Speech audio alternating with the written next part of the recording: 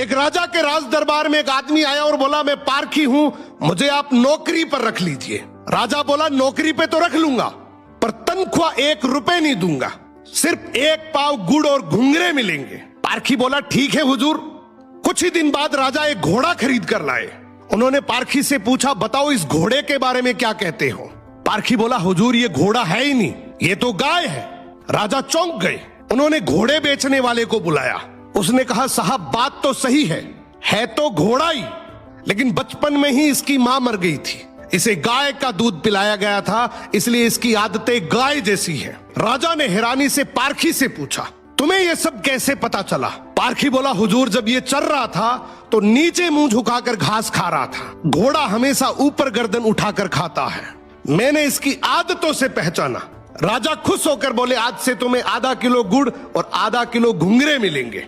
कुछ दिन बाद राजा ने फिर पूछा, मेरी रानी कैसी है, बहुत प्रिय है मुझे। पारखी बोला, हुजूर आपकी रानी खानदानी नहीं है। राजा को विश्वास नहीं हुआ।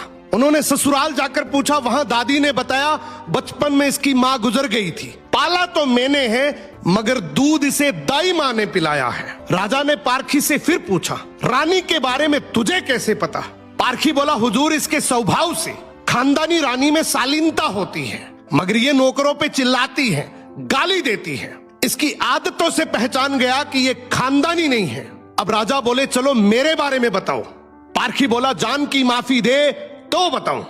राजा बोले, माफी है, सच सच बताओ। पारखी बोला, आप राजवंश के नहीं हैं, आप मुझे भड़बूजे लगते हैं, गुड़ और भंगूरे सेकने वाले। राजा घबरा गए।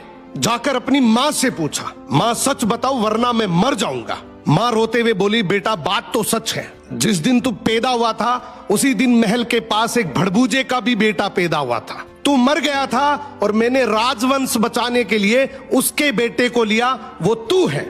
राजा ये सुनकर दुखी भी हुए और खुश भी हुए।